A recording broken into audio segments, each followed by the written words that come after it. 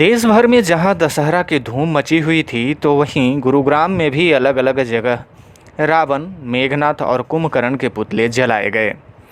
गुरुग्राम के सेक्टर 5 स्थित पार्कव्यू सोसाइटी में भी दशहरा के मौके पर एक कार्यक्रम का आयोजन किया गया, जहां पर रामलीला दिखाई गई और रावण, मेघनाथ और कुंभकर्ण के पुतले भी जलाए गए।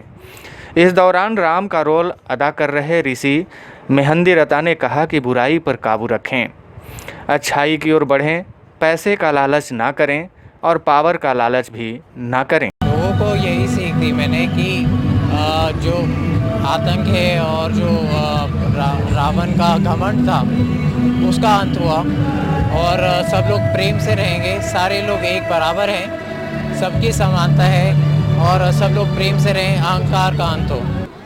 सबको यही तो संदेश देना चाहते हैं कि सब एक समान है, सबको प्रेम से रहें, सब लोग प्रेम से रहें और सब लोग तभी सुखी रह पाएंगे। लोगों के लिए यही संदेश है कि बुराई पर काबू रखें, अच्छाई की तरफ बढ़ें, पैसे का लालच ना करें, पावर का लालच ना करें और सबके साथ प्रेम और समभावना और सम्मान के साथ जीना की कोशिश करें।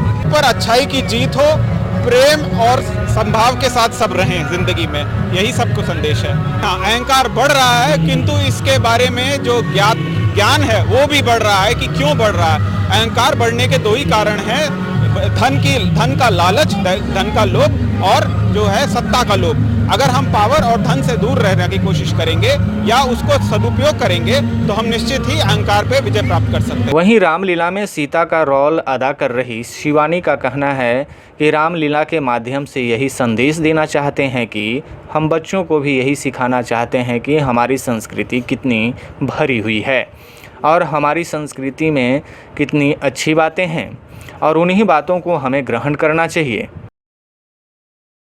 देखिए, सबसे बड़ी सीख या सबसे बड़ा जो हम संदेश देना चाहते हैं, आप में कितनी भी भलाइयाँ या कितनी भी अच्छाइयाँ हो, मगर अगर आप अपने वो द्वेषों का, जैसे रावण के 10 सर थे, वो उसका प्रतीक थे काम, क्रोध, लोभ, मोह, अहंकार, जो इतने सारे विकार थे।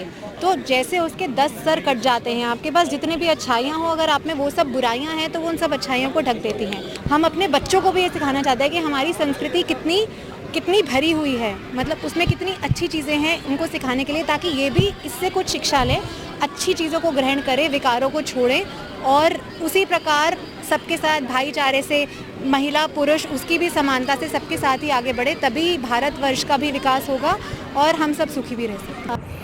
वहीं मुख्य अतिथि के तौर पर शिरकत करने पहुंचे GMDA के स्टेट ऑफिसर जितेंद्र कुमार का कहना है कि रावण दहन का उत्सव आदिकाल से ही चला आ रहा है।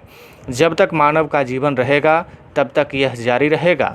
वहीं बुराई पर अच्छाई की जीत के साथ हमें यह भी देखना चाहिए कि हमें हमेशा अपने अंदर की बुराई को किस तरह से पहचानें। रावण दहन जो है आदिकाल से चला आ रहा है, इसका जो सेलिब्रेशन है, और ये सारी उम्र जब तक मानव का जीवन रहेगा तब तक ये जारी रहेगा। बुराई पर अच्छाई की जीत के साथ साथ हमें ये भी देखना चाहिए कि हमें हमेशा जो है अपने अंदर की बुराई को किस तरह से हम पहचानें और उसके ऊपर हम किस प्रकार से विजय प्राप्त करें। वहीं सोसाइटी में रहने वाले अमित मलिक ने कहा कि 3 साल बाद रामलीला का आयोजन कर दशहरे के पर्व को इस सोसाइटी में मना रहे हैं।